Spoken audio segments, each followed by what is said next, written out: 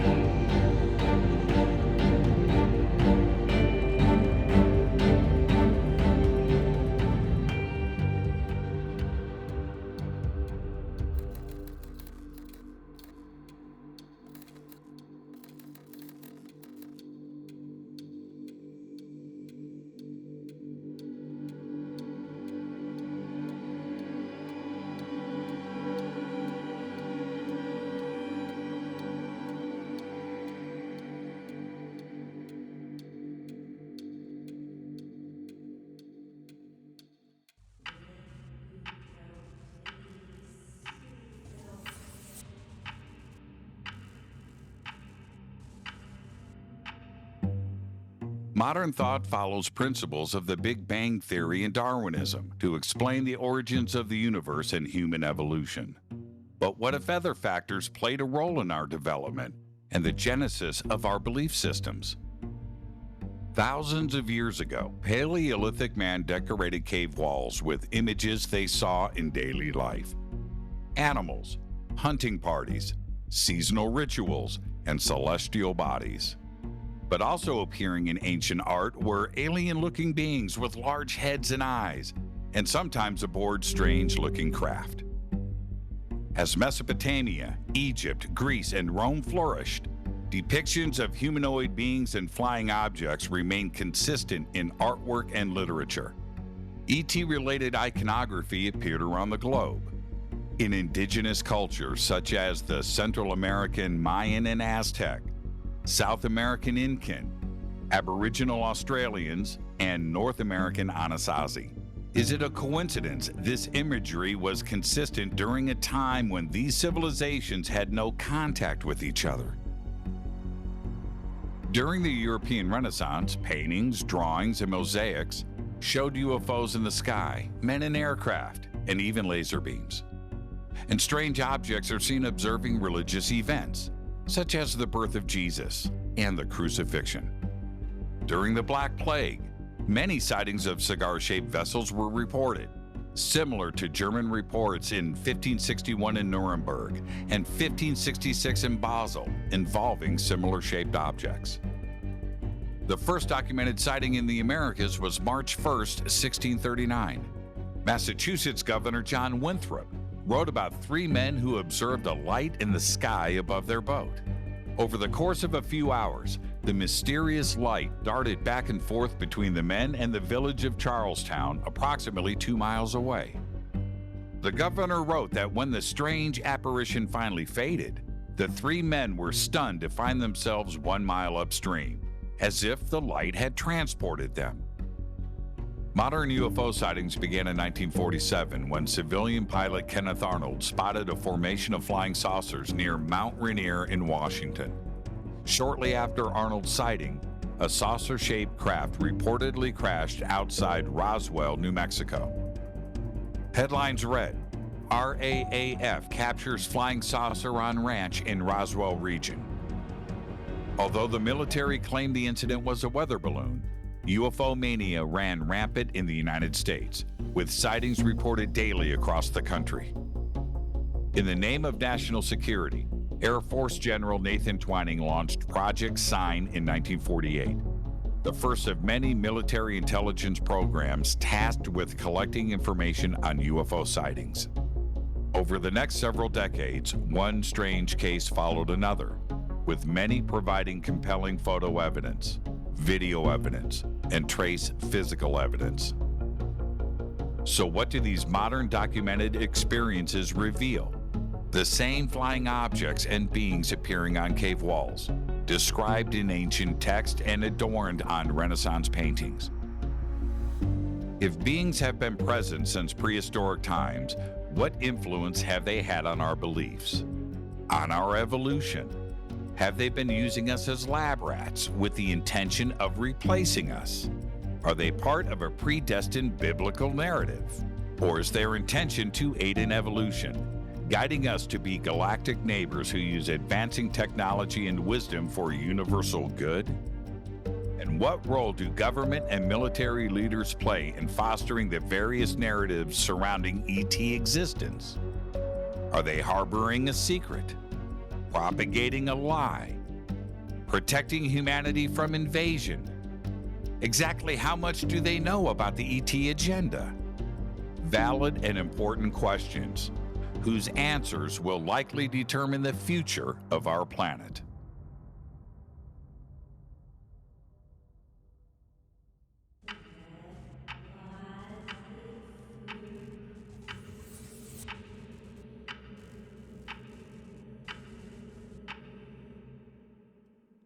People think of the UFO phenomenon as being modern. It isn't. In ancient days, there were far less of the things that we have now that people misidentify. No satellites, no weather balloons, no aircraft. there has never been a time when people haven't seen strange things in the sky. From my perspective, the UFO engagement against mankind goes back probably 450,000 years. And I'm basing that off of the Sumerian tablets, the Enuma Elish and the 7 tablets of creation, and also the Atra Aces epic. According to those tablets, around close to almost 500,000 years ago is when these beings came in from another star system. We either had very strange-looking human beings back a long time ago, or the people, the indigenous people of those time periods, witnessed and saw some very strange things on this planet. You look at the Nazca lines in Peru. You can only see them from above. Who are they showing it to? I think they're showing it to extraterrestrials. Caves all over this planet have depictions of beings with big heads, like the alien greys, whatever they may be. They are drawing what they see. They're not being, as I say, particularly symbolic about it. They're seeing something anomalous in the sky. To them it would be magical or something part of their reality. They would have no understanding of it, but they would find in some way it attracts them because they were drawing everything from animals, they were drawing all their surroundings, you know, what they were actually seeing. Those traditions and their whole entire religious belief systems and cultural belief systems are based upon that. That was handed down through generations as history. Those cultures do not believe it to be a mythology, they understand it to be fact. They really didn't have a lot of time to just make up like these elaborate stories for entertainment. They really only wrote down and drew what they saw and what they experienced. So when you see a cave painting that looks like an alien, right next to it you'll see what looks like a normal cattle or a normal sheep because they knew what they looked like. So if you see something that they've drawn that looks like it doesn't belong on Earth or looks alien to us, it probably was. They have names for these beings, and one of them is called the Wandjina, and it's all over cave drawings, the being with the big black eyes. And they came from the 7 Sisters, and they came down and they taught Aborigines how to live. They taught them about amethyst stones for healing, all these kinds of things they were learning from these beings that they saw as visiting us. When you take a look at cave paintings, at early paintings, at paintings from different cultures, if you look hard enough, you're going to see what looks like UFOs or aliens or something like that in them. The evidence for them actually being UFOs or aliens is 0. And we will never have the evidence for it one way or the other unless our little friends tell us. If we were to see something inexplicable today, we could write about it, we could report it. There are websites. Go back 500 years, go back 1,000 years. You see something that's inexplicable and you don't have writing, most of the cultures didn't. So how would they process that experience? Well, they would talk about it to each other. It would become part of their oral history. And so what happens is over centuries, you've got all of these oral traditions that exist. We don't have a time machine that's going to take us back to see exactly what was going on there. So really all that we have are these stories and some artifacts, and we do our best trying to put a picture together. It's always going to be incomplete. That's the problem. They've been here for a very long time. I think they've impacted our society in ways that if we looked at it from a third-party perspective, we go, oh yeah, well that makes sense, but we don't know, or most of us don't know anyway. And that could be genetically, could be technology-wise, could be social. There's many different ways that they could have impacted us. They're all subject to interpretation. And in many of them, if you want to see alien technology and flying saucers, that's exactly what you're going to see. Now, with that being said, our visitors have been here ever since man walked the face of this planet. They had open contact with the people of this planet. They actually would go ahead and teach man a lot of things that was unknown to them at that time. Therefore, you find certain ancient civilizations were more advanced than others. And we would scratch our heads wondering, how did this happen? You can find this in Homer and the Trojan War. I mean, the gods were on different sides. Some of the Sumerian texts talk about the gods being on different sides of their war, and they've been using humans as proxies because they just have not been able to kind of like resolve their own conflicts without too much damage to themselves, but great damage to our own global civilization. Modern times, people, when they say something's a myth, they say it's a false story. The myths in the ancient time, the stories of the gods, people believed them. It was reality. Just like people today, Christian people, believe the biblical stories like they're reality. But in fact, the biblical stories are myths. They're just as mythological as the ancient Greek, Roman, Nordic myths were. It's the same thing. The thing is that the Christian, the Judeo-Christian people have been indoctrinated for 16 centuries to believe that these myths are historical reality, but they're not. Human beings are pretty stubborn, you know, until your back's against the wall, you're not inclined to listen. You really, you know, you've got to be really pushed. And I think that's what's happening now, is that we're really getting to a point where people are finally waking up, saying, hold on a minute, this is not cool. How much of all that is attributable to those things and how much is actually literally real in a physical, there it is sense, I don't know. The skeptics have to be right every day. The believers only need to be right once. And if just one of those instances, whether it's historical or modern day, turns out to be the real thing, then we are in game-changing, paradigm-shifting territory.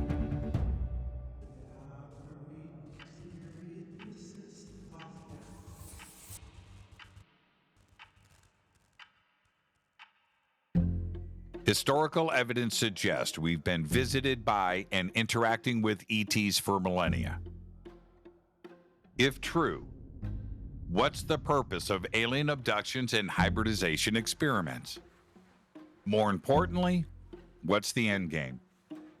Answers vary widely depending on who you ask. I think what you have to do is look at who is saying what and what is their credibility, what are their scientific backgrounds. Then make up your own mind whether you think what they're saying is right or not. Everybody's entitled to an opinion, and everybody has a different view over extraterrestrials, what they're doing, why they're doing what they are doing. The philosopher Bertrand Russell wrote a book called Religion and Science. He said, look, so a scientific thinker is always thinking provisionally. They're not thinking in terms of absolutes. Now, scientists are human beings just like everyone else, and they sometimes slip up and they can become absolutists. But science itself is always filled with one provisional hypothesis and theory after another. And hypotheses and theories can be revised. I have learned that I can't be static in a position that I take because I don't know what's around the corner. Tomorrow that I might hear more information that completely changes what I believe today. Some people can't do that. They don't want to do it. They make a choice to stay put. And I think when somebody is in fear themselves, then everything they're going to see is going to be a fear-based perspective. I think you have to be aware at first that you've been programmed into a limited mindset. So as soon as you become aware of that, then you start to expand anyway, because you're not allowing that to be your reality. You're saying, I believe I'm something greater than this, or I can achieve something greater than this. You can play the game, what if aliens, what if this, what if that? But at the end of the day, how do you know that you're not being deceived on every level? How do you know? How can you know? There's one very important point of agreement here, which is that these beings are doing something in an attempt to transform us.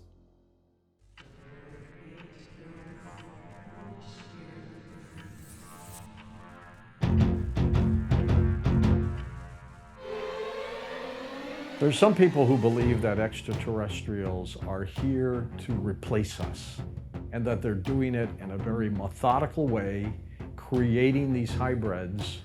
Some may be on this planet now, others could be in spaceships or on the other planet, waiting to be brought back by the millions to take over good old planet Earth. Why would they do this to a civilization? Why would they want us wiped out? Maybe one thing is that they think we're going to wipe ourselves out and that they want the planet to continue to exist. And so they will feed it with the civilization. Maybe they know an asteroid is going to hit the planet in 50 years from now. Who knows? That could wipe out civilizations too. So there's that possibility that what they're doing is creating a seed farm for the future to keep this planet vibrant and alive. And then there's that theory, as Dr. Jacobs would say, they're here to take over, and we're out. based off of 7 to 8 million people coming forward saying they've been abducted by aliens and have had different types of operations done, and there may be a hybridization program, it's possible they could be inserting themselves into the population and that they could be walking amongst us. Like Thoth says in the Emerald Tablets, he says he would transfer his consciousness from one avatar body to another, and then he would walk amongst men, but unlike a man. Hybrids, who Dr. Jacobs calls hybrids, advanced hybrids that look like us in every way, except there's some interesting faculties that they've retained from their insectulin progenitors, that these beings are already integrating into human society. The infiltration is happening now and has been happening for some time. According to Dr. Jacobs' work and others in the field, abductees are now reporting that they have been, for the last several years, perhaps the last decade, actively training hybrids and hybrids in human society and how to integrate into human society. Some of them are trained to fly UFOs. Some of them are trained to neurally engage with other humans. Some of them are trained to use some of the instrumentation that the aliens use. Some of them are being prepared for the change. What I'm getting, often as not, is something completely different. And the way they're understanding their hybrid nature is they're bringing the best of many species into the human form to be part of this shift. And when they say they're taking over, look, we're all hybrids. We've taken over the world. We did it once they manipulated us in the first place. What's the big deal? All they're doing now is making sure that we're bringing more programs in to help with that process. So taking over what? We're already here. The real question that they've got to be asking is there an agenda that's going on that they need to deal with?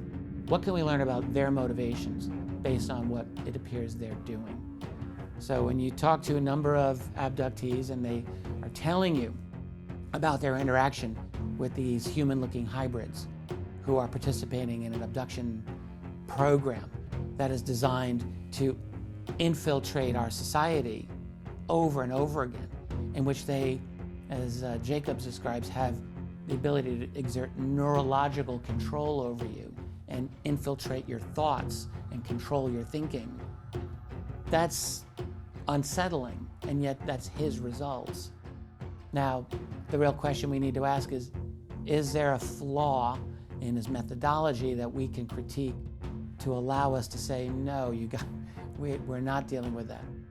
I've tried to look for those flaws, and in my opinion, he has a stronger methodology than the Ascension Love and Light camp, which I don't think has done nearly the depth of analysis of abductees that he has done. It's my opinion. Like his abductees, the people that he deals with them over and over, and he goes deeper and deeper. He does that because he doesn't charge anything. It's free. And so he's able to have people coming back to him. And his point has always been, you're not going to get the truth on the first or second time when you do hypnotic regression. The truth is buried deeper.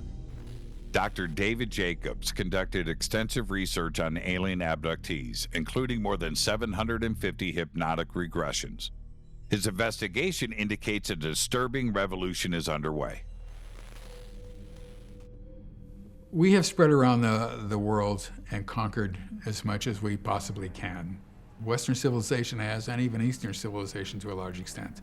We don't know whether this is true of other beings in the universe or not, but it certainly is true of what humans have done. My best guess is, and this is a guess, is that yeah, they're doing the same thing. Yes, this is what they do too, just like us. I've got a coterie of abductees who are coming to me over the years, many, many, many different abductees. Some are staying for years, and I'm looking at what they're saying to me for years as the years go by. Other ones have one session with me and that's it. And there's everybody in the middle. Abductees have told me accounts whereby in the future, they will have a job to do. The one that people say the most of all the crazy things to say, not knowing that other people are saying this too, is crowd control. When they get older, they will be required to stand on the corner of a street. There will be a large number of humans or of people running down the street, and your job is to say, just keep going, just keep moving, just keep moving. everything will be okay, just keep moving. That's what their job will be in the future. You have to try to imagine if this is coming out of people's imaginations and it's not happening. Crowd control would not be the number one memory that they had about what's going to happen in the future. It's just nonsensical. Then they were beginning to change a little bit and say other things too, not knowing that other people were changing. Then they began to change a lot, not knowing what other people were changing. And what they were describing was that the ones on board who looked really, really human were coming down and trying to learn what it's like to walk among us, to be human. And at that point, I knew it's integration into the society prior to takeover. That's the best way I can say it. They can control us and we can't control them. They are superhumans, so to speak, and we aren't. The implications of colonization are difficult to comprehend. Integration before takeover is straight out of Hollywood, yet Dr. Jacobs makes a compelling argument that hybrid beings live among us, undetected. Over the decades, people have talked about how these hybrids are looking more and more human. Very human. In fact, just plain human. Wearing human clothes and acting human, etc., etc. And then people began to tell us that they're moving in, that they're moving in apartments, that they're living here. And if it's happening here in the United States, it's happening everywhere. There's nothing unique about the United States and the UFO phenomenon. But the key problem here, and here is still the key problem, they can control us and we can't control them, and you can't ever forget that. That is the most significant thing about this. Whether they're going to take over or not, they can control the human mind. The only way that I can figure out what's going on is that ultimately this is an infiltration into the society where they can control us and we cannot control them. I don't know what's going to happen after that. I fear the worst. I think that these beings on board UFOs have done this before. We can't be the very first planet that this ever happened to. And they can't be the very first beings who ever did this to a planet. You have to think widely. This probably has happened many times in the past, and it's happening to us now. And I do think that this is ultimately, as abductees have said over and over again, that this will be a takeover. And no segment of humanity is immune from this nefarious agenda. Money and social status will not save you from ET colonization. I have talked to people who have PhDs and MDs, people who are university professors, people who are physicians, people who are attorneys, LLDs, who are abductees and who say X, Y, and Z just like everybody else. I've talked with 5 different people who are members of the clergy. They all say the same thing. I've talked with people who are in graduate school and everybody else in between. It doesn't matter. The religion doesn't matter. None of that matters. They all say the same thing. It's important information. It's the most important thing I could ever do in my life, and I think that Bud felt that way too.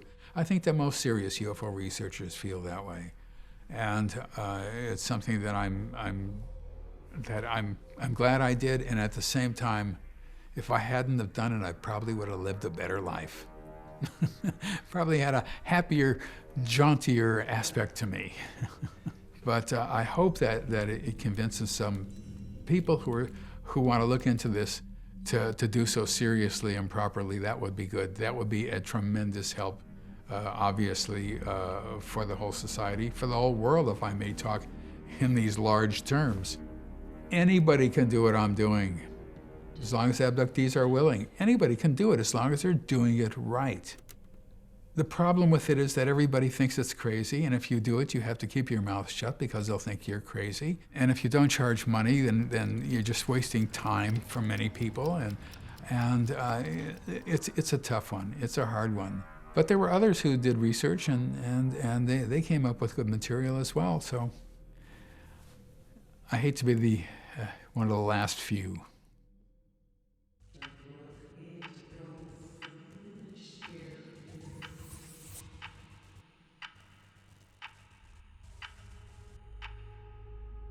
Not all belief systems associated with abductions and hybrid programs are doom and gloom. Many believe alien intervention is leading the next wave of human evolution. Mary Rodwell has researched more than 3,000 alien abduction cases, concluding that extraterrestrial encounters, specifically those focused on hybridization, are part of a genetic engineering program. The goal? An upgrade of humanity, leading ultimately to a shift in consciousness. When I started out, I didn't know what to make of this. Mostly I saw people that were highly traumatized, and all I was looking at is how can I best help them through this trauma, because that's my job as a counselor. What I discovered was, as I was exploring this with them, that there was this huge range from the really terrified to the ones that said, for me, my interactions have been the most beautiful, meaningful thing in my life. Without them, I wouldn't be here. The difference is what that soul has chosen to experience this time. Do you choose to see things as a way of gaining more understanding, more perception of what feeds your soul, or do you want to say, I've decided I'm going to be a victim this time round and everything's horrible and everybody's horrible?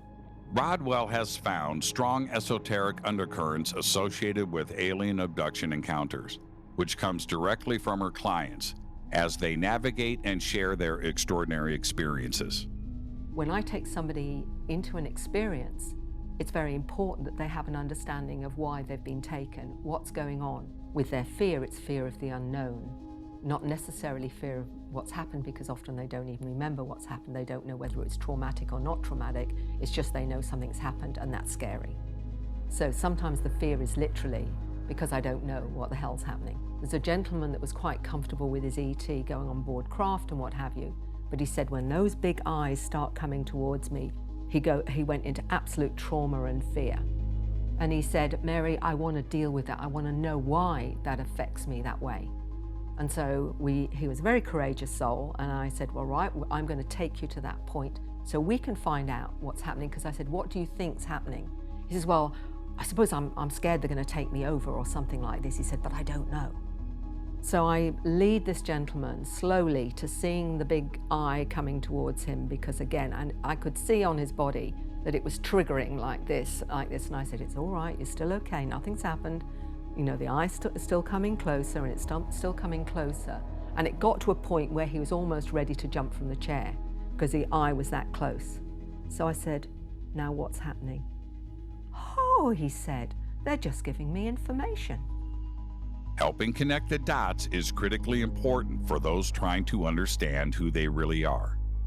We are them, and they are us. That we've just chosen to come into this meat vehicle for an experience as a, in a materialistic, matter-placed environment. But many of those that come to me and explore their understanding of themselves will say, my family's out there. But we are orchestrators of our own journey. I'm talking about some experiences. Tracy Taylor was actually telling me that she'd agreed before she came here with the Greys that she would allow them to take genetic material and they would assist her with her intuitive artistic abilities. So that was the trade that she described. She's one of many that begin to understand that this is often a cooperative thing, even if you don't fully remember it. Talked to one 10-year-old about him coming into this incarnation. He talked about being a will-o'-the-wisp and then describing that he picked his life format and then he was inside mummy's tummy, and that's what he actually remembers. So this isn't just one, this is many that I've worked with, over hundreds. But he said, I've come here because I've come to help the planet with its pollution. And this is my job this time. This is why I've come in with my awareness, so I can do that. So many of these new ones that call themselves starseeds are actually coming in with a mandate to assist with the evolution of the species. So it's not an us and them, because we're actually all part of them anyway. The link between ET encounters and the genetic disposition to experience them is something modern DNA science doesn't comprehend. But many people believe they are biological hybrids who have incarnated on Earth to help us. My name is Vivian Chauvette, and I am what's called a biological Arcturian hybrid.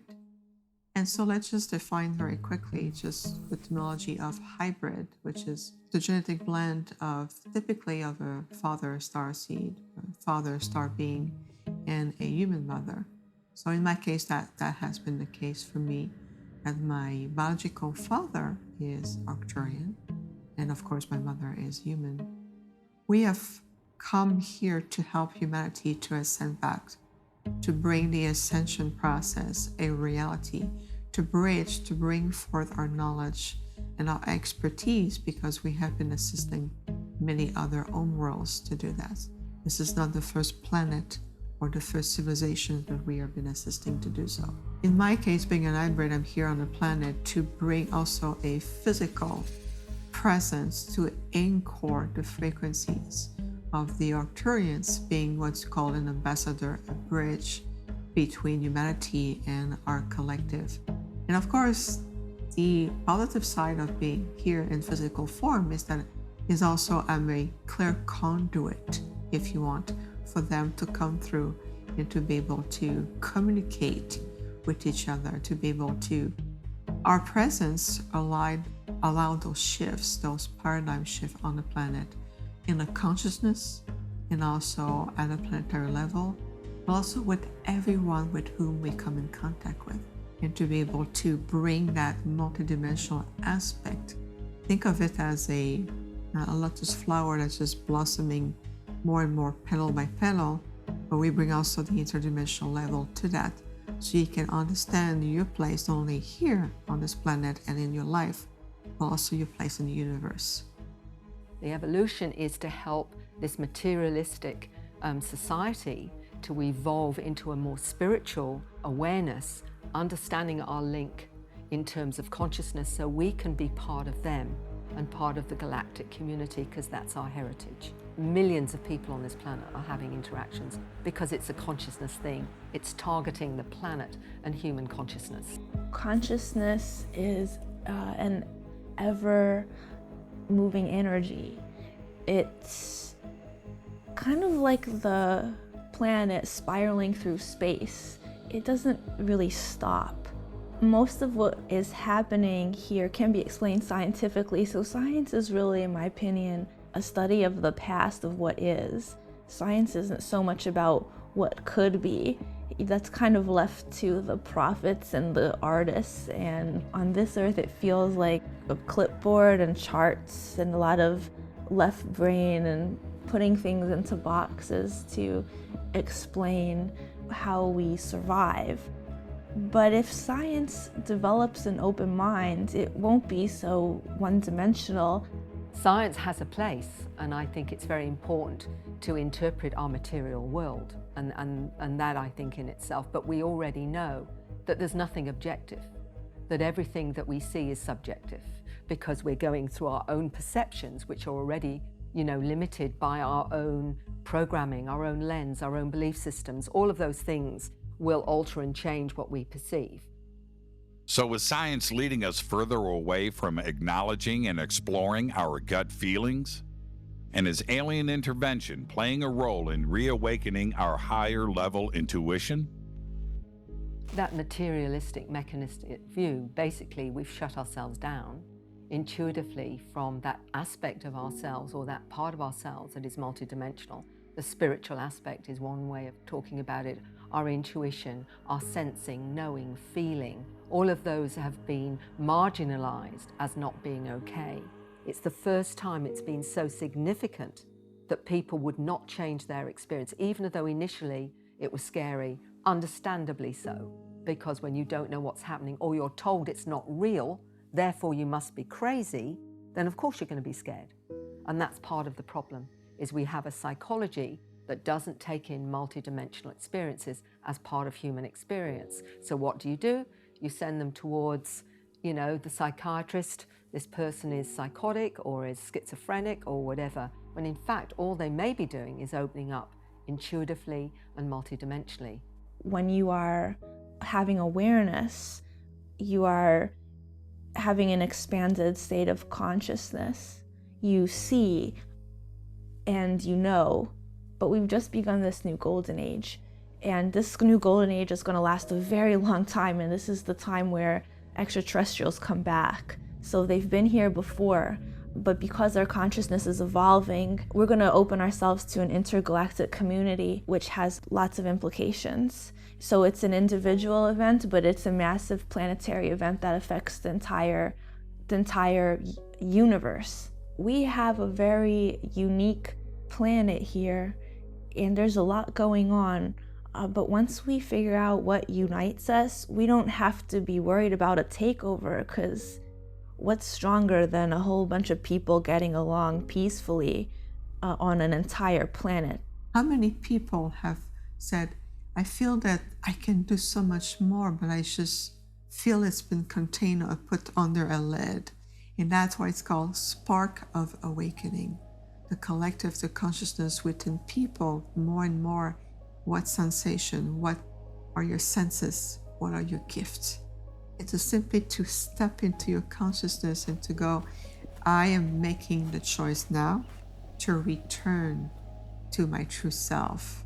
And what we do is to ensure that we walk with you to give you the proper guidance, the tools, the directions to understand from you your gift and how they awaken right here, right now. And I know that aspect will speak volume to a lot of people.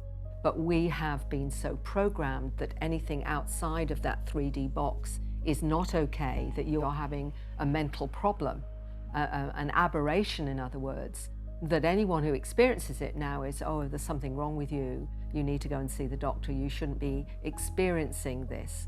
And yet anyone who's followed their intuition has found it to be absolutely fabulously useful.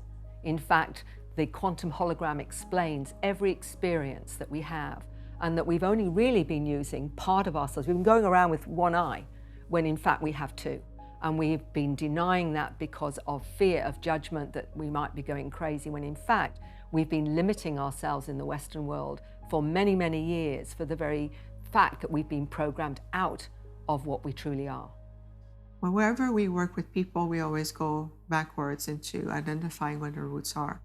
Think about just when you came back here in this incarnation, you were born into this identity, and there's a lot of program put into the collective consciousness that keeps people believing, like in the loop, like always the same movie playing out, that you come, you're born, you grow up, you believe what you've been taught, and you successfully become an adult, you grow old, and you die.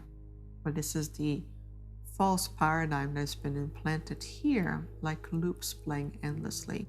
So the human race has been indoctrinated over and over to believe that, oh, you only have 2 strands of DNA, you have this and that, and you have, it's impossible to do this, this and that, but you have so much more to that, above and beyond. The human race, or race of giants of light, I mean, it's just infinite potential of natural ability that has been repressed over time through the generations to different influence. If you look just at history, just the history of the earth, do you really know what the true history of the earth is? Not really. You're going to learn what you've been taught to a system that is designed to keep you in a certain level.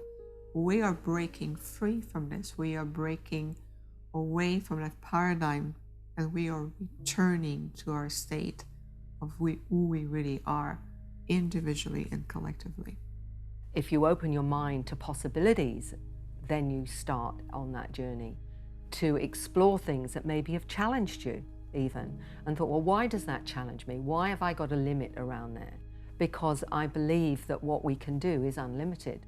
It's just that we've been told that there's only so much we can do, and that programming has stopped us from expanding and being all that we can be. But there will always be those that really don't want their paradigm to change. And I've always said that if a UFO landed on their front lawn, they'd say it was a fire engine, because they do not want to know.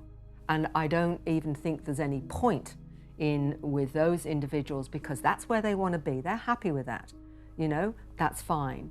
But for those that are undecided, just allow yourself to explore, to start looking at everything that's telling us that everything we've ever been programmed into, in fact, is a limited version of truth.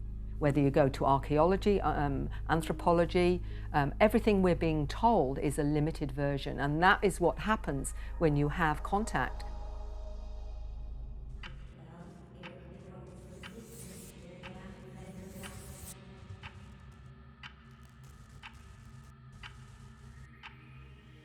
Believers of the ascension narrative are a stark contrast to those who embrace a frightening colonization scenario. A third belief perspective asserts, with tremendous conviction, the Bible directly addresses the existence of extraterrestrials and hybridization. There's about 85% of the world is religious. And those 85% of the world that are religious are worshiping deities or beings that if you talk to them and say, well, where is your God from? Oh, he's from there, or he's from there. Okay, was he born on earth? No, my God is not an earth being, he's from another place. So in true reality, you're talking about an alien. They don't want to really admit it, but in true reality, all religions are worshiping aliens. And there's more evidence and proof for the alien theory than there is for, like you say, a person in the sky with a magic wand that's just creating things out of thin air.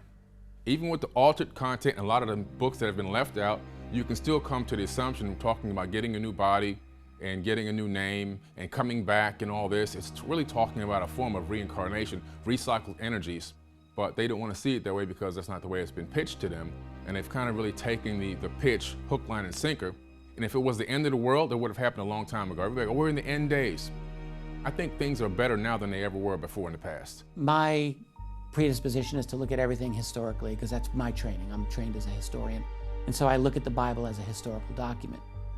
And from that point of view, I see it very differently than a theologically inclined person would do. And it's the same with the New Age side of it. So I look at the Christian and the New Age perspectives as much more similar than they would see it among themselves, I imagine. To me, they're two opposite sides of the same coin. What disturbed me was how much has been edited in all of these different. There's been some gospels, for example, completely dismissed. Reincarnation was dismissed. These were intelligences that came to our planet. Some of them certainly, I believe, interfered and manipulated human DNA to create Homo sapiens sapiens. And there's an enormous amount of evidence now to show that's so. But of course, in past times with more primitive peoples, if you see a being doing what you would see as magical things, you would interpret them to be gods. So I'm afraid that my understanding of the gods is with a little g, that they were extraterrestrials that manifested many abilities through their technology that were seen as gods. So I don't see any of them as gods at all. The Egyptians did Jesus long before there was Jesus. Horus, Isis, and Osiris. That's the original Trinity. Look it up. Osiris foreshadowed what later happened with Jesus. He's the resurrected God too. There have been resurrected gods throughout human history. It comes from agriculture. Ancient people created entire belief systems based on the idea of resurrection. From the Nile Valley to ancient Sumer, Dionysus in Greece was a resurrected god. He was a god of fertility. You know, what we know about the historical Jesus is one thing, but what we really also know is that after he died, all of these earlier belief systems kind of got pushed into him, and he became Dionysus. Paul of Tarsus, the Apostle Paul, lived in a city that was a center of the Dionysian mystery religion, where where you drink the wine. That was Dionysus. He was the god of wine. Where do you think the Catholic Church gets the whole thing of drinking the blood of Christ? It's a Dionysian ritual. They interpreted these beings in terms of gods and goddesses. I mean, the ancients, they weren't that sophisticated, let's say, in thinking. Don't forget, they lived in this cosmos like this. You have maybe the gods are up there, and then we're down here on Earth, and that's the center of the universe. For them to say, you came from another planet, what other planet? They would have understood it, in their own mind as being gods. I think the Greco-Romans were completely open to it as far as they could understand that phenomenon of hybridization in their own, mindset, their own worldview, cosmology, theology, anthropology. That's how they understood it. When Christianity came along, they're the ones that would have excluded it. This is what the Greeks and the Romans did. They systematized things. They brought it down to a level a logical level where, you know, a human mind could comprehend it. Why didn't they include Enoch in the Old Testament? Same reason that the bishops in the 4th century didn't include the Gospel of James or the Gospel of Thomas in their New Testament. See, these are the guys who had control and created the Bible as we know it. Book of Enoch, there are 7 heavens. It tells you how. There are other books, the Ascension of Isaiah. You go up through the heavens, and it describes what's going on. There are different beings in each heaven. It's in the Apocrypha and the Pseudepigrapha that you find the blatant possibilities of, I think, you know, beings, extraterrestrial beings, all kinds of beings in the heavens out there. Religious construct is and has always been problematic for humanity, always been used as a mechanism of control, always. But that is not to say that the gospel is not true. However, what we have to understand is that there has been a concerted effort to cover up the reality of the world before the flood of Noah, of that hybrid empire that existed in the pre-flood world. Hidden in the vaults beneath the Vatican is every evidence that if it were brought to light, the artifacts that they have would absolutely confirm and verify the biblical narrative concerning the Watchers, concerning the hybrid empire. But when I say a biblical narrative, a biblical paradigm, I'm speaking to something that most Christians across the earth have no clue about. There's a thread of prophecy that goes from the first book to the last book, from Genesis to the book of Revelation. And it's not what people think it is. Some of this has been obfuscated from the masses, literally for thousands of years. And so people don't know, but there's a prophetic thread that goes throughout the entire scope of Scripture, which is incredible. And there's someone, call him God, that's outside space and time as we know it, and somehow can call out the end before the beginning and the beginning before the end. And he does it with great specificity. How is that possible? How is that possible? And of course, no one knows where he came from. The apostles who had been with Yeshua, Jesus, for basically 3 years, their lives were suddenly turned upside down. So basically, you've got the 12 Stooges, with all due respect. But you've got the 12 Stooges, who are a bunch of illiterate fishermen for the most part, that become the pillars of this new movement. And the first day when Peter gets up, he's under the power of something which he's never had in his life before. And that power is from the Spirit of the living God, which has come into his life. That power has the power to change a person. And I believe it's on the cellular level. I believe it's changing the DNA. What does that sound like to you? And I'm just going to jump ahead here. We know from the abduction phenomena that people are taken through windows, walls, and ceilings. When we go back and look at the biblical prophetic narrative, we can see that the same type of the manipulation of space, time, matter, and energy is taking place with those guys as it is in modernity. And that's a lot of food for thought, in my opinion. It's exactly what happened in the book of Enoch. So when we take what we hear in modernity and we travel back in time to when Enoch was written and the biblical prophetic narrative, this is what the fallen angels were doing. They were coming with technology, real technology, that changed everything. And guess what? The quid pro quo was, we'll give you this technology thousands of years ago, get this, if you give us access to the women. What does that sound like? That's right out of the abduction playbook. This is the biblical paradigm, and within the biblical paradigm is the story from the beginning to the end. And everything that is happening on this planet, including the UFO phenomenon, including and especially the abduction phenomenon, fits perfectly into that paradigm. The objective, the grand objective, what's called the Great Plan in the occult, is to seat the man of sin on the throne of dominion over this planet. Dark, ancient power, highly malevolent, highly charged, brilliant, but demented, which is driving this whole narrative to one point. We're moving into what the technological world calls the hybrid age. The hybrid age represents a time on Earth in which human beings are going to merge with their technology. We're going to merge with our machines. That's one aspect of the hybrid age, the singularity, the point at which artificial intelligence becomes conscious, self-aware. But also the hybrid age refers to the genetic revolution. The question is why? what are the ramifications? What are the implications of humanity losing the genetic trademarks of what makes us human? What is the truth? The truth is that God spoke everything into existence. We've abandoned that because that's way too supernatural, and we've clung on to Darwinism, which is just a theory which has never been proven. The biblical narrative says that everything reproduces according to its kind.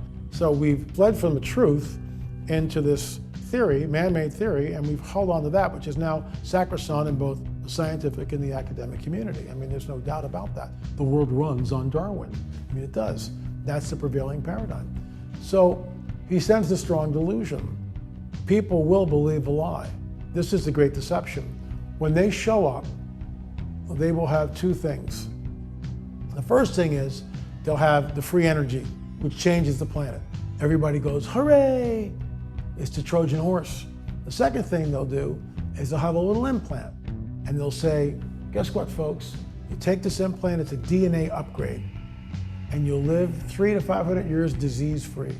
The trouble is, there's a scripture and the biblical prophetic narrative which talks about specifically a mark that you'll take, that you won't be able to buy, sell, or trade, that the consequences of taking that mark are very, very severe. And you wind up in a very bad place because you take that mark. That mark, I believe, changes the host's DNA. You become a modern day Nephilim. You become the seed of the serpent because it changes your DNA. Their seed will mingle with the seed of men. They will not cleave to them. So DNA manipulation. Absolutely, absolutely. And I find that completely and utterly chilling and very sobering. 3 opposing endgames, yet all share a common thread. Extraterrestrials exist, they've been interacting with humans for ages, and they've been conducting hybrid experiments. So which came first, the existence of aliens or the mythos surrounding them? Did we fabricate belief constructs, or did they evolve from actual events shared over generations? Even more important, if this is all true, why such an effort to misdirect the masses? And who is manipulating the message?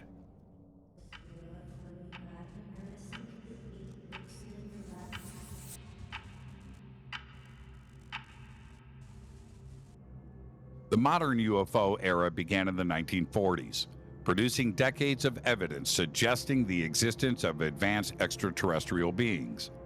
Many have asked, and continue to ask, how much does the government and military know about ETs and the alien agenda?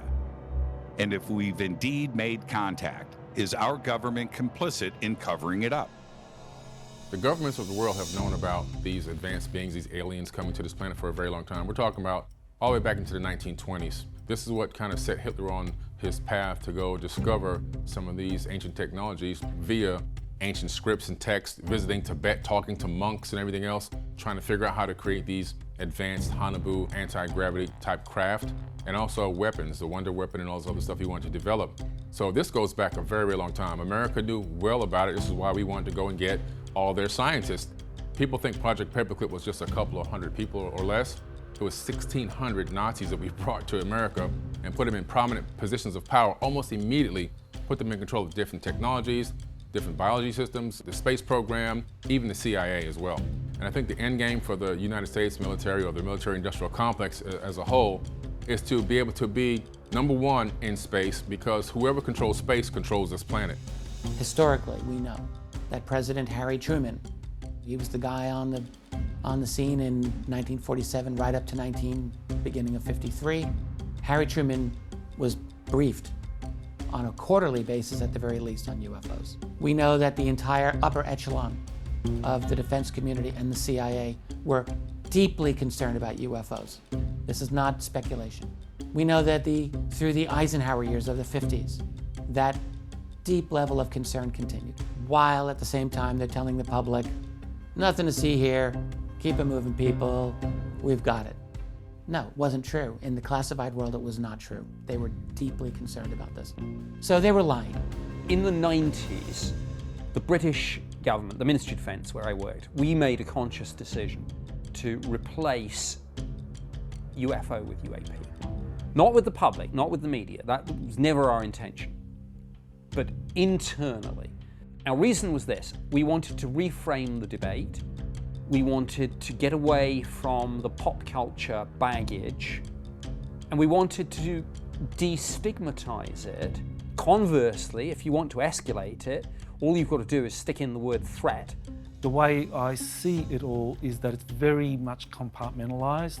So you got these multiple projects dealing with various aspects of extraterrestrial life and technology. And what they do is they cover that secret project or that classified black project with a less classified project that deals with more conventional technologies. And so that's the cover.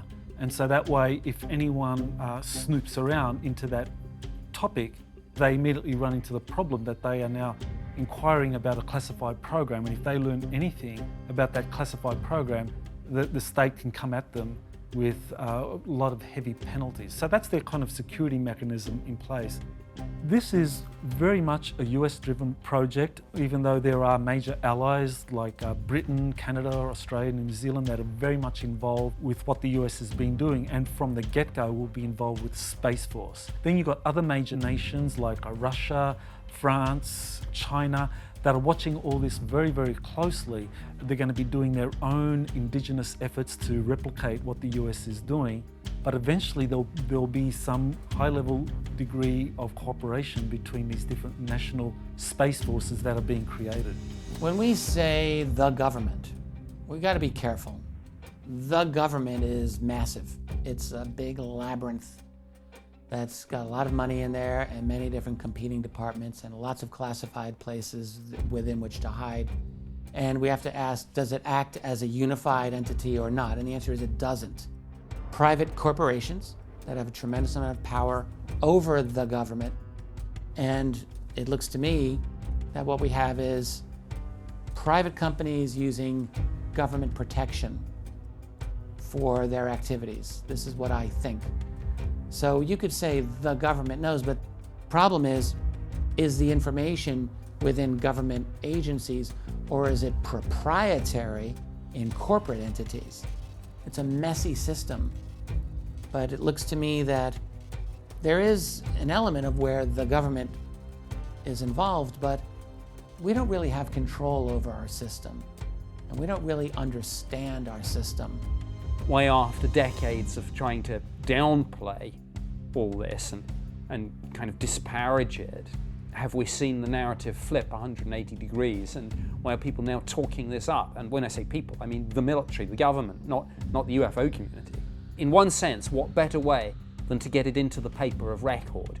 And of course, we all know what happened next. The subject transitioned out of the fringe into the mainstream, because the New York Times was quickly followed by the Washington Post, by Politico, and by most of the major TV networks. And that, to me, and again, I look at this as somebody who's done this sort of thing myself, it smacks to me of a sophisticated media manipulation campaign where you want to get across a message. Now, whether it's the government doing this or whether it's people who did it for the government but are now out of government and in the private sector is open for debate. So there are fingerprints over this, but we're not entirely sure, I think, whose fingerprints they are.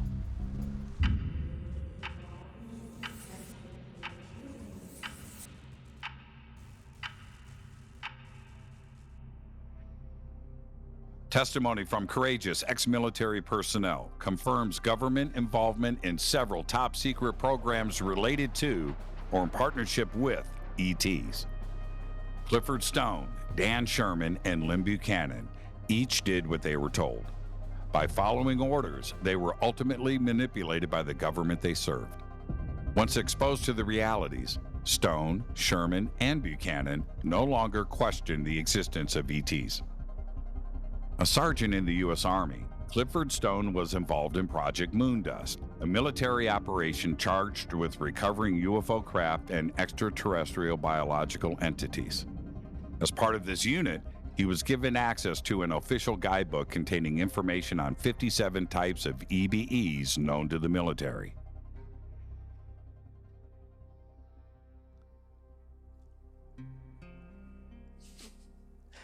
forgive me if I get emotional, but, you know, I had things happen to me in my life.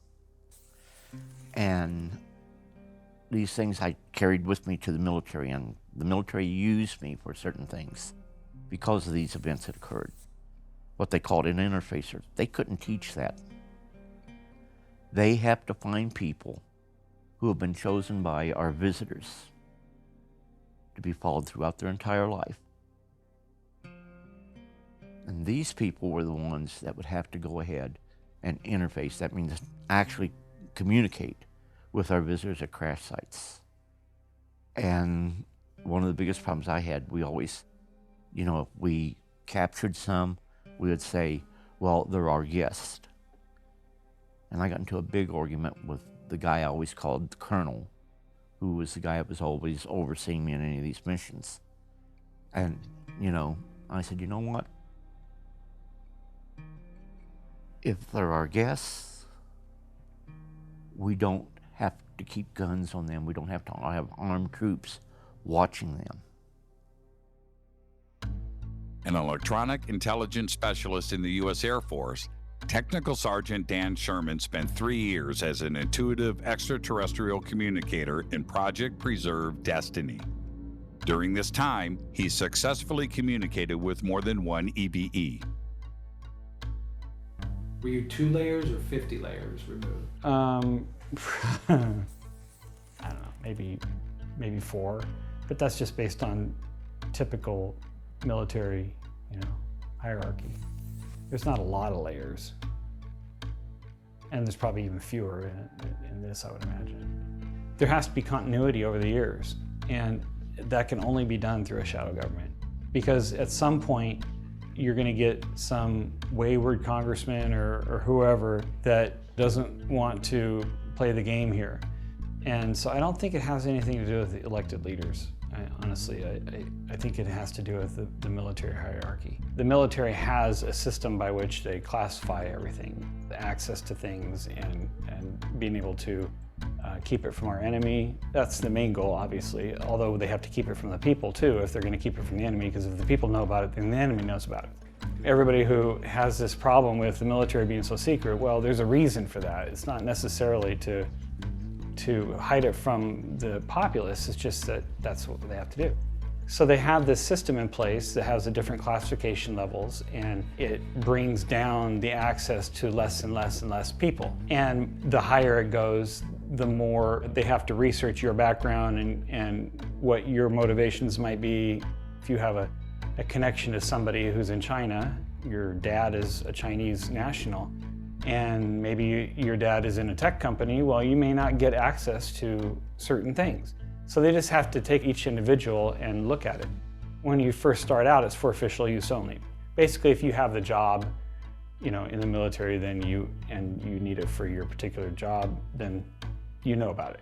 And for official use only, basically everybody knows about it if they really wanted to find out. There's different levels of security within the Black Project too. And so once you get, and that's within the top secret onion of the normal military. Within the top secret, then you get these programs that are classified under certain code words. And then within the Black Project, they have different classification levels too. The more important you are to the project, the higher level of knowledge that you have within that. Above the Black is gray, and that is what I know of anyway, is the most secretive onion, so to speak, within all the onions.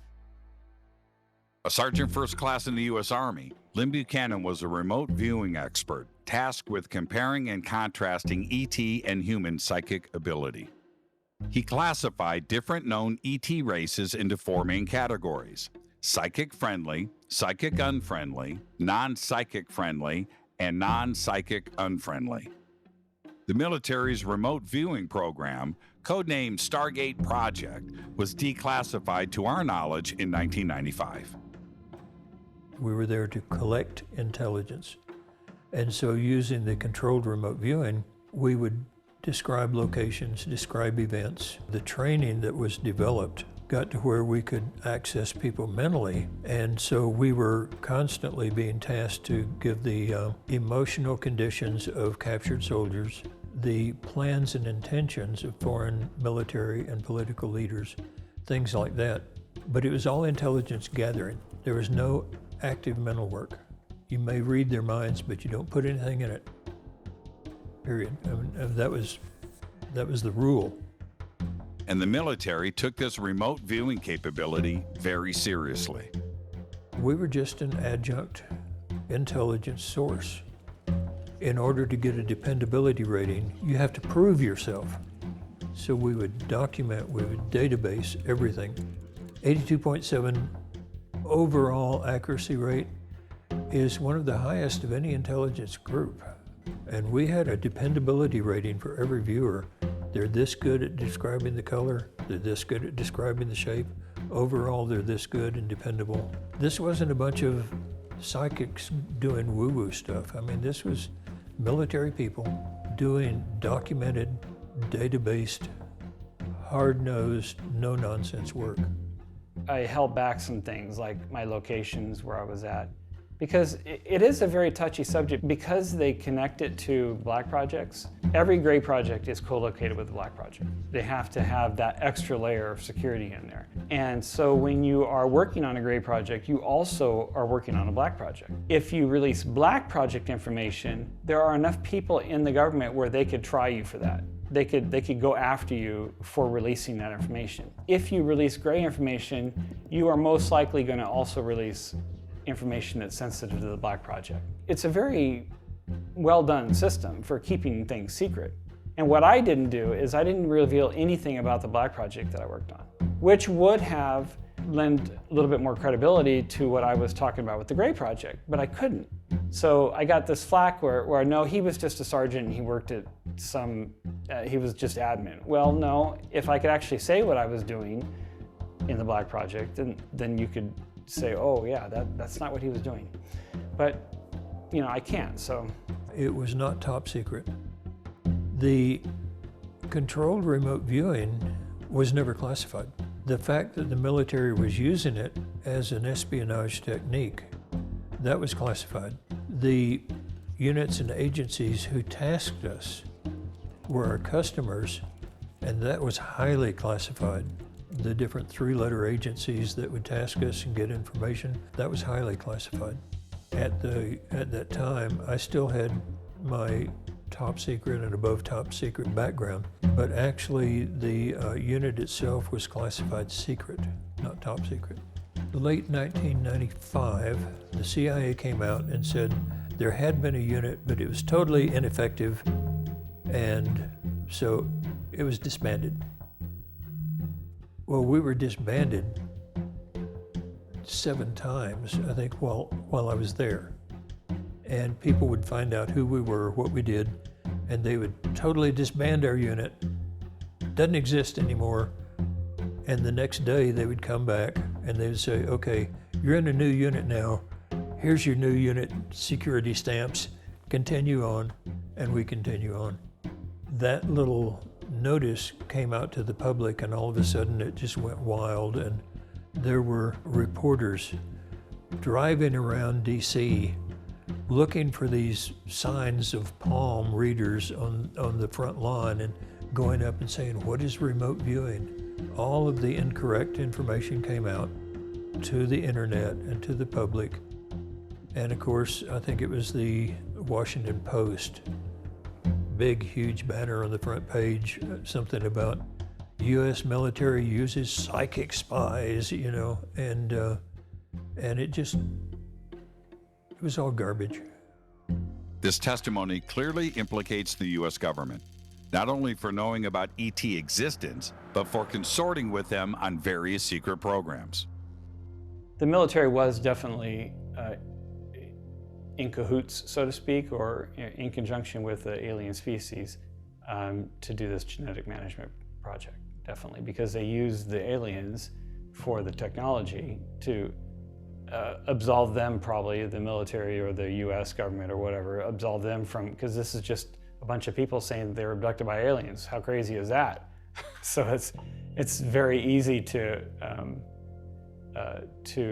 say, well, we have nothing to do with that. So it definitely was a joint venture. Even more concerning, Sherman was targeted by the military from birth and manipulated to accomplish a specific agenda later in life, communicating with ETs. I was just sat down and told that they needed, I was a result of a genetic management procedure. My mother was abducted by an alien species, and that I was the result of it. And I happened to go in the military, and I happened to, they groomed me to go through this process, and here we are at the next phase of it, so to speak, and you're being told that you're a part of it. And you're going to be going to school and to uncover the ability and to learn to hone the ability, I guess.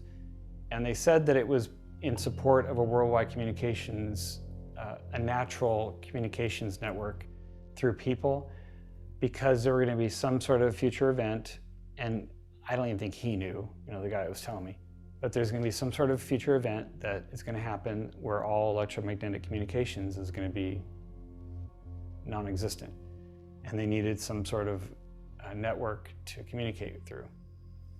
Let's be perfectly clear. The military anticipated this need well before Sherman joined the Air Force. He was intentionally groomed for this post and its profound responsibility. I think I knew ahead of time that I would eventually be communicating with an alien. It's just that it shocked me when it first happened because I didn't know when it was going to happen. But the actual communication happened, the first communication happened at my first PPD base, and it shocked me because it wasn't what I was normally used to. But until you experience something, it's always in the back of your mind like, oh, this is just cool. But then it becomes a part of your life. And once it becomes a part of your life and internalized, then it is what it is. Different agencies in the government would task us, and we were directed by the government. We were actually a Army unit. We were never officially tasked with UFO or ET targets.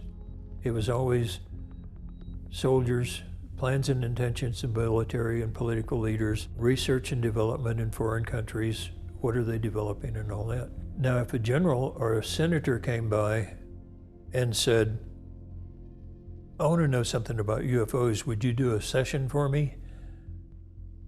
Here's a 3-star general asking a sergeant, will you do a session for me? What are you going to say, no?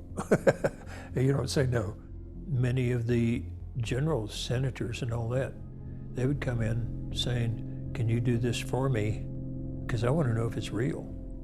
Because nobody in the government knows. I mean, this is probably one of the highest kept secrets. In addition to well-known cases, requests for UFO and ET encounters filtered in through unofficial channels. That businesses know more about it than the government does. If you farm something out to a company, the Freedom of Information Act doesn't apply.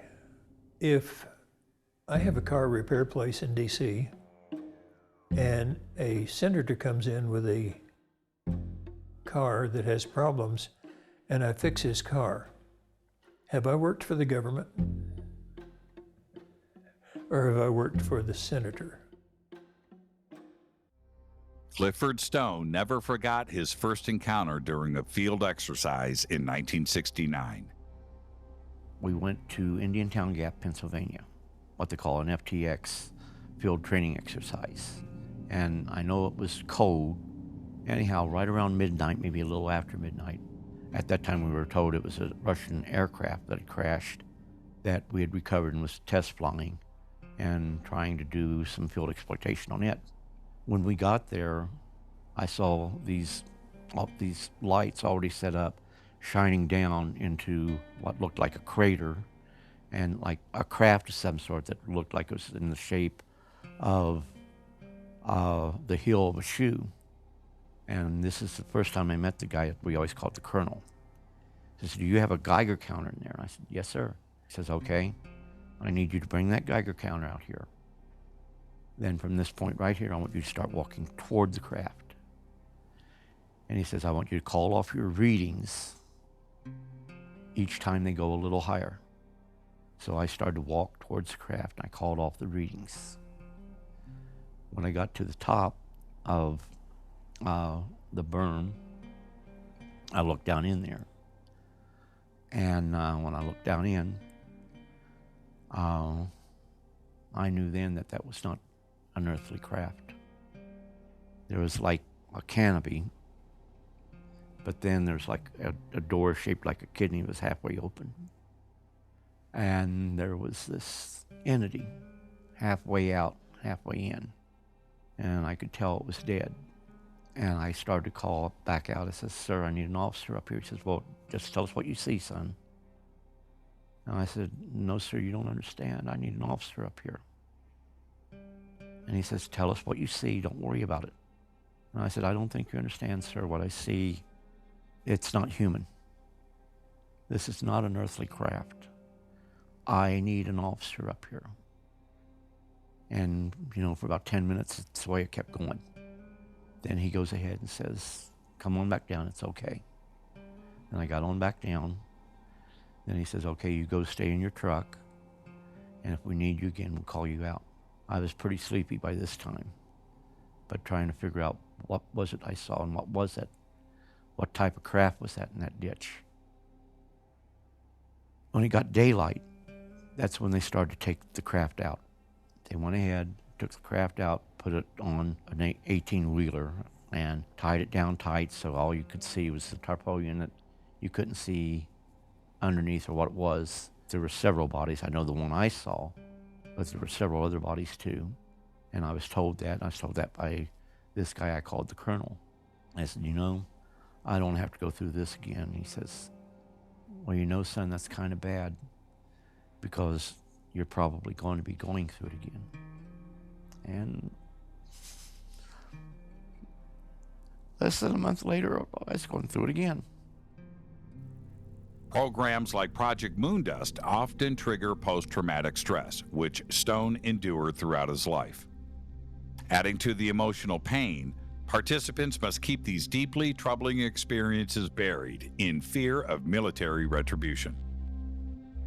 Whistleblowers are the eyes and ears into the deep black world of these compartmentalized programs. Without the whistleblowers, we wouldn't know what was going on because you can't rely on documentation. You can't rely on government releases or what the military is willing to divulge in terms of its military equipment and hardware. So the whistleblowers are the key.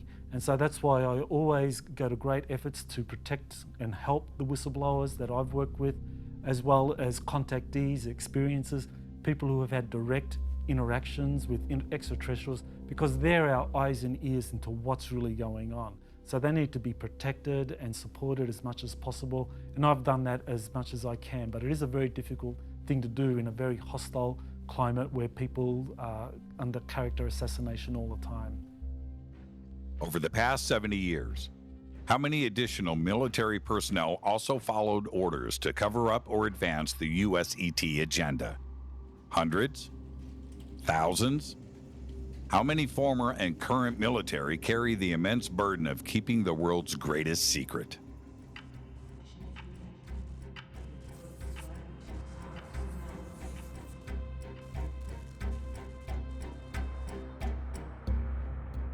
A former employee at the British Ministry of Defense, Nick Pope investigated UFOs to determine military significance. He knows the language used to describe UFOs and ET encounters is critical to understanding how far officials go to manipulate the masses.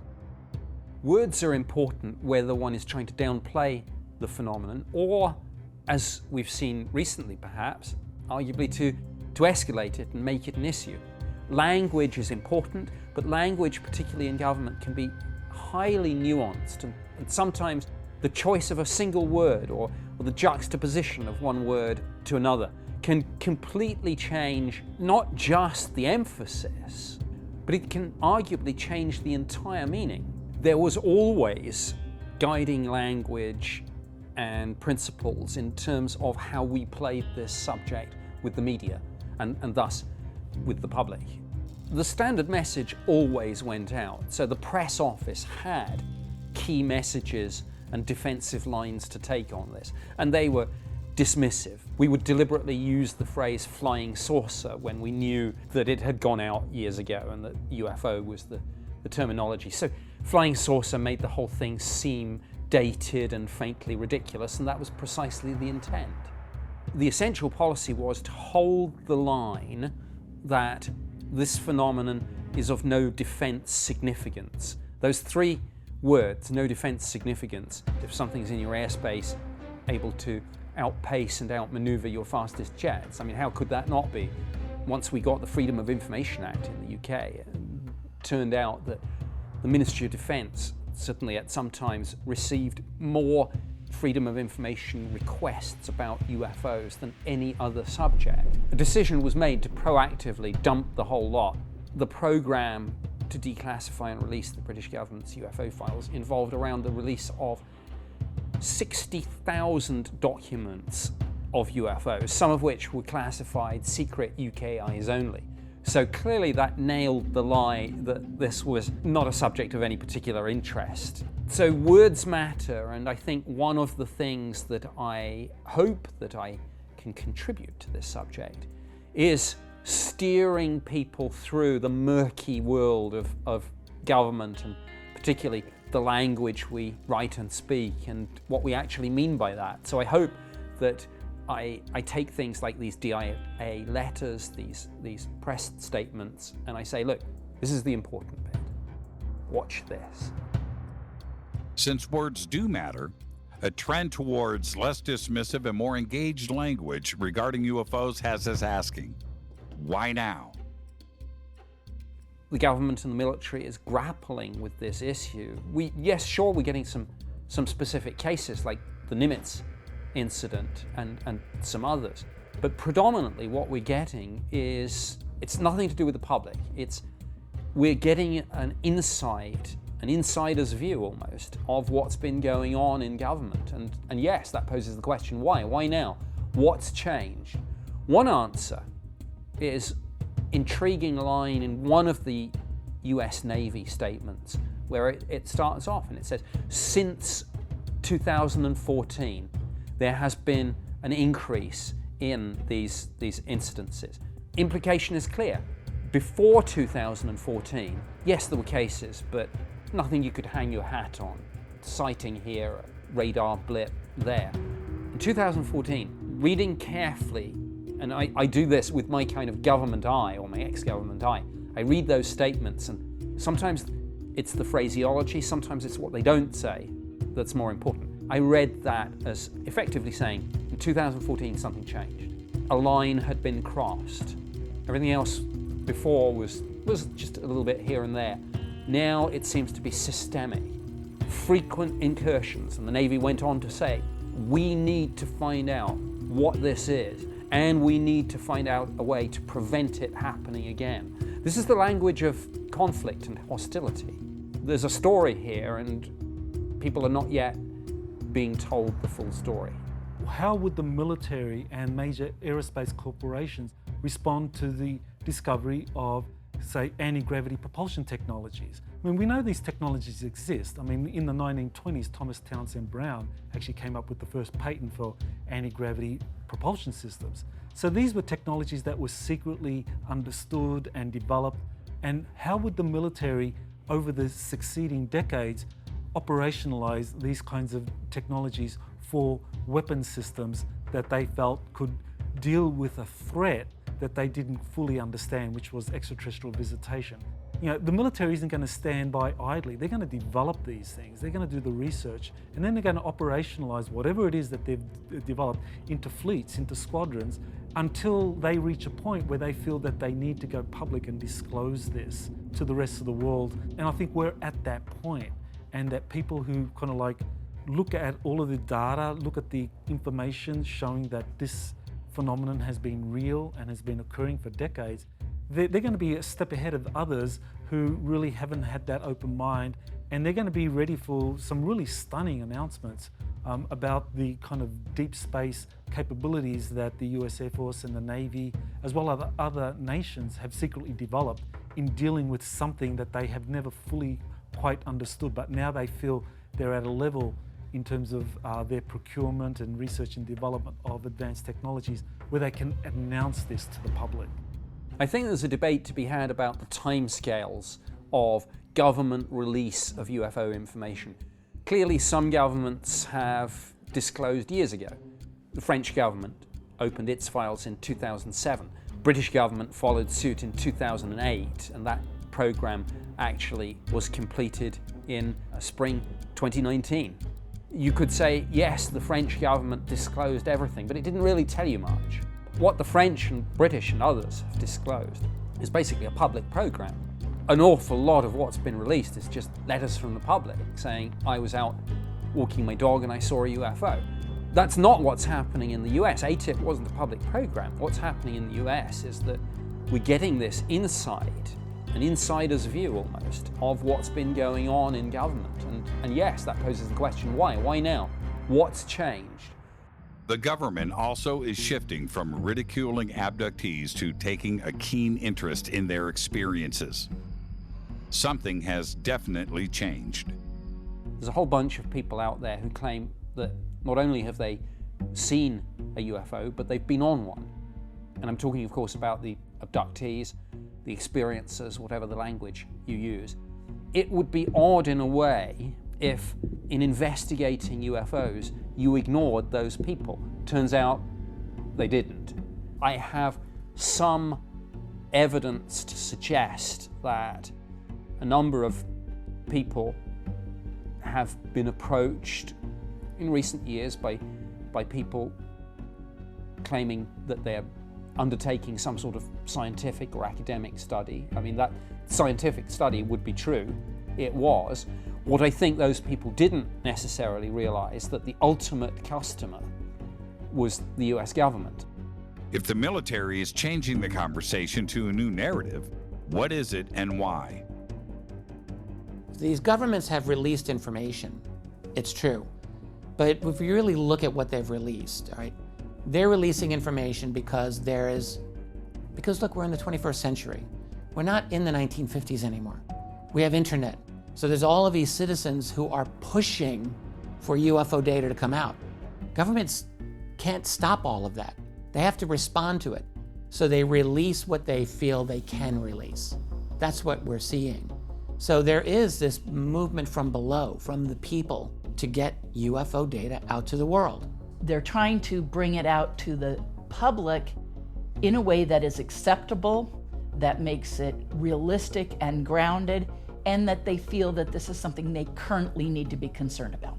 And they would say it's all under the guise of national security and we can't inform the enemies that we have this ability, that we have this technology. Maybe that's why it's time now, because it's gotten to not only are people ready for it, we can't keep it a secret anymore. I hear a lot of people say with the Pentagon story and the Navy revelations, it's like we're building up to something. For once, I think there might be something to that. We unquestionably are in new territory. The language has changed, the conversation has changed. It's the government now that's effectively putting this story out. Because look, if the government wanted to kill this story, it could do so in an instant. It could say something like, when we say unidentified aircraft, we 100% of the time mean aircraft, missiles and drones. And ATIP was nothing to do with UFOs. It's just to do with far-term aviation threats, i.e. Russia and China. But that's not what they said. Just when the story looked as if it was dying down again, the US Navy used the phrase unidentified aerial phenomena. And in a previous occasion, just when the DoD seemed to have spun this as a story about aviation and aerospace, they added a little bit on to their press statement and said, including a number of unexplained incidents involving unique phenomenology. And that's why I say it's the government driving this, because A, they could kill it in an instant, and B, just when it is fading away, they say something to put it back in the headlines. We're now in an era, I'm convinced, of a soft disclosure. I'm calling it controlled disclosure. In other words, assume that you're in with the secret keepers and you know everything that's going on. So you know this is real, you know that there are others that are here, whatever they are. They're not from here, they're not from our civilization. They've got an agenda, they're doing what they do. And you know that this is the case, and you also know, because we're well into the 21st century, that it's very difficult to keep this contained forever. You know it's going to come out. So the question is, how is it going to come out? So what you have to do, and this is what is being done right now, is you rebrand the UFO subject to UAP, unexplained aerial phenomena. And you siphon all the history out of it, which is what is really being done now. And you just pretend that none of that old history ever happened. All the old intercepts that went on in the 1940s and 50s and 60s and 70s that we know about, don't refer to any of that stuff. And you just say, yeah, there appears to be a phenomenon and we don't know what it is. Like, sure, they don't know what that is. But they're rebranding it as a way to control this narrative, and because they realize this has got to come out, and they want it to come out in a way that is manageable, that they can contain. We are in completely new territory. Something different is happening. If disclosure isn't a spaceship in a hangar, if disclosure is there's something in our airspace, radar operators track them, pilots chase them, we can't catch them, it's worrying, we need to stop it, we need to find out. If that's what disclosure is, we're already there. We've had it. If disclosure is upon us, and current messaging strongly suggests it is, what happens next? Regardless of the end game, the consequences of hybridization programs directly affect our future.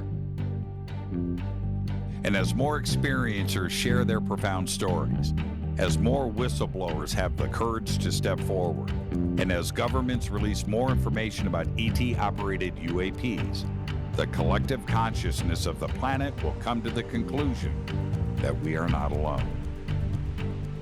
It's happening. So ask yourself these profound questions and ponder the possibilities. What if this is all true?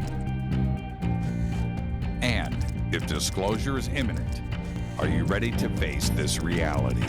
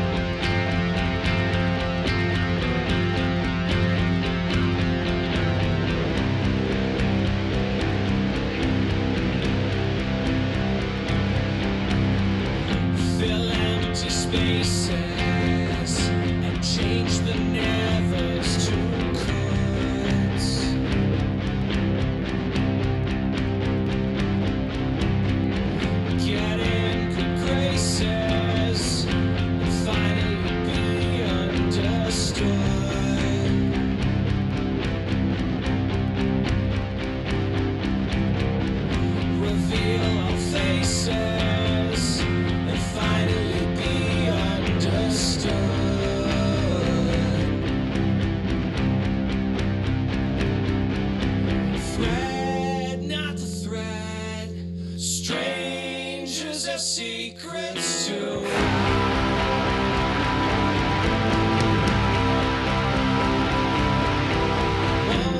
Once in the light, what will they think of me?